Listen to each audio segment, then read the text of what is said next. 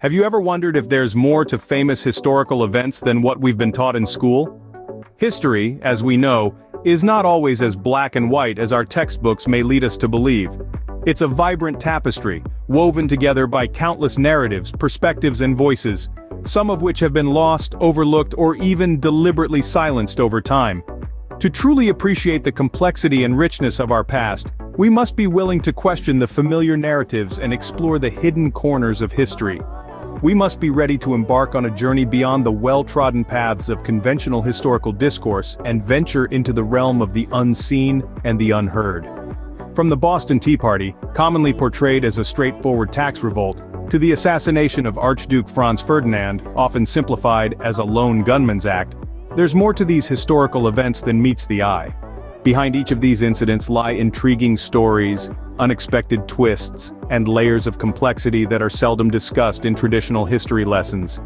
Did you know, for instance, that the discovery of America might have been more of a mistake than a planned expedition? Or that the infamous War of the Worlds radio broadcast, which allegedly caused widespread panic, might have been somewhat of a hoax? In this video, we will delve into these fascinating stories, and more. We will challenge our understanding of these events, peel back the layers of oversimplified narratives, and expose the unseen side of history. We will explore different perspectives, consider alternative theories, and attempt to piece together a more nuanced picture of our past. We will not only uncover the untold stories behind these famous historical events, but also understand why these alternative narratives matter. After all, history, in its truest sense, is not just about cold, hard facts. It's about human experiences, diverse perspectives, triumphs, and tragedies. It's about the stories that have shaped us and the world we live in today. So buckle up as we dive deep into the untold stories of some of the world's most famous historical events. The Boston Tea Party, a protest against taxation without representation, or was it something else altogether? Most of us are familiar with the story of the Boston Tea Party. It's often depicted as a defiant act of rebellion against the British Crown's imposition of taxes on tea without the consent of the American colonists. But what if there was more to it than just a simple tax revolt? The standard narrative goes that on the night of December 16, 1773, a group of colonists disguised as Mohawk Indians boarded 3 ships in the Boston harbor and dumped 342 chests of tea into the sea. This act was a direct response to the Tea Act, which allowed the British East India Company to sell tea directly to the colonies, bypassing colonial merchants and undercutting their prices. But some historians suggest alternative theories. They argue that the event was not just a protest against unfair taxation, but also a reaction to broader economic policies that threatened the livelihoods of colonial merchants. The Tea Act was seen as a move towards a British monopoly on trade, which could have devastating effects on local businesses and the colonial economy as a whole. Another theory posits that the Boston Tea Party was a power struggle between different factions within the colonies. Some suggest that the event was organized by radical Whigs, who were seeking to assert their power and influence over more conservative elements in the colonial society. And then, there's the theory that the Boston Tea Party was less about tea and more about the principle of colonial self-governance. The colonists were not just protesting the tax on tea, but were also pushing back against British interference in their local affairs. These alternative theories offer a more nuanced understanding of the Boston Tea Party. They suggest that the event was not just a simple tax protest, but a complex political and economic struggle that laid the groundwork for the American Revolution. So, it seems the Boston Tea Party was not just about taxes after all. The fall of the Berlin Wall, a symbol of freedom and the end of the Cold War, but was its fall really intentional? Now let's take a step back into the year 1989. The Berlin Wall, a concrete embodiment of the political divide between East and West Germany, had stood tall and formidable for nearly 3 decades.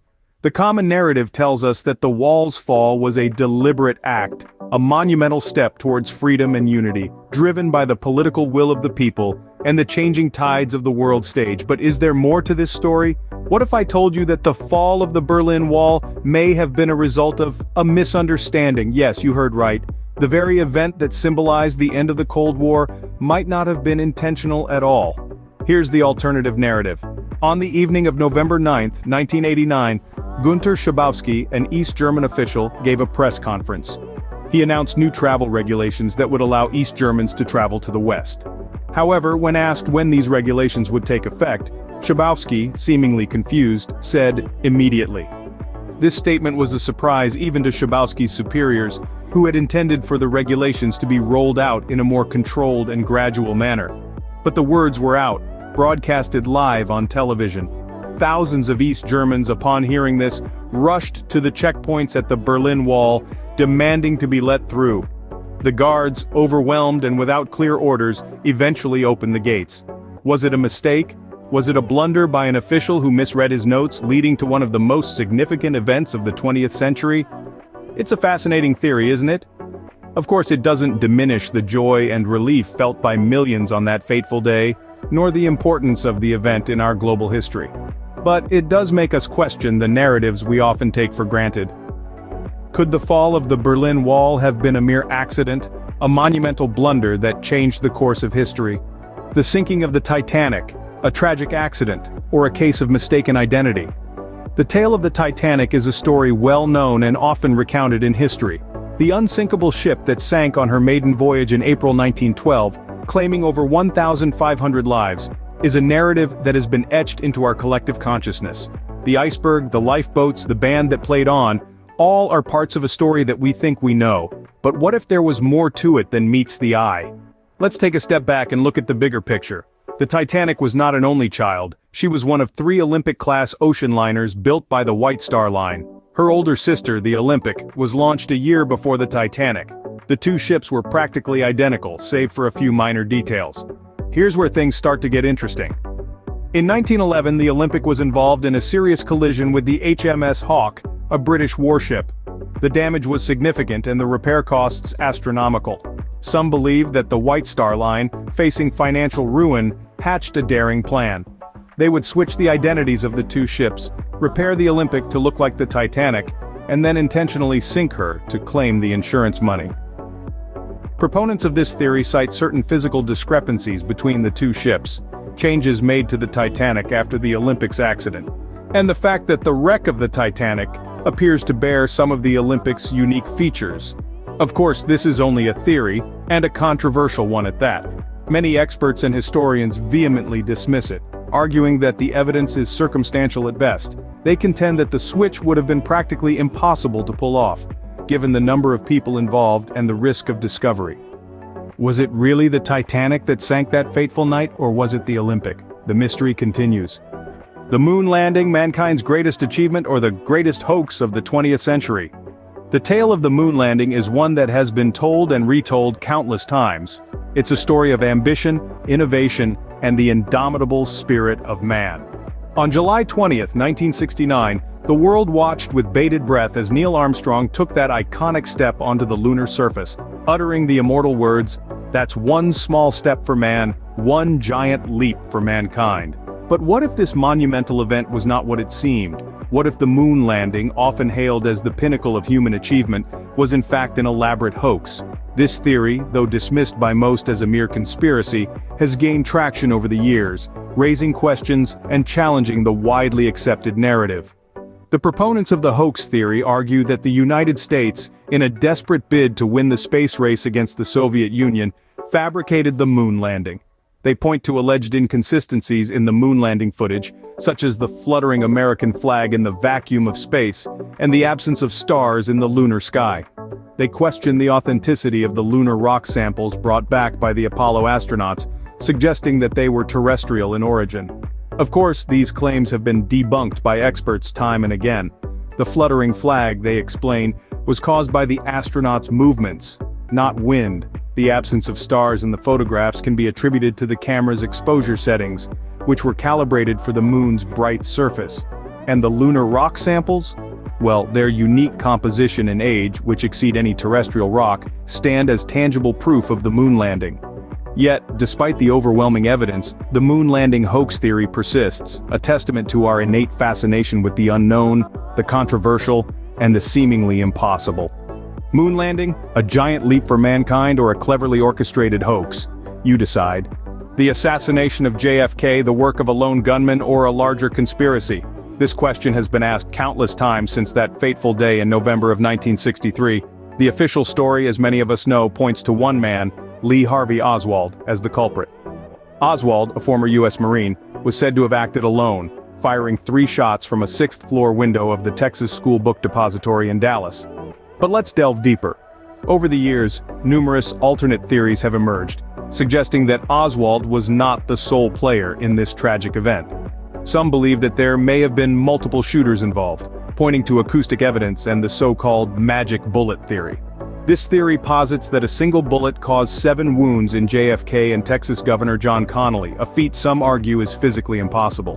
Others suggest that Oswald was merely a scapegoat, a pawn in a much larger scheme orchestrated by powerful entities. These entities range from the mafia to the CIA, even to elements within the US government itself. They argue that JFK's progressive policies and his intent to pull out of Vietnam made him a target. Then there are those who believe in the grassy knoll theory.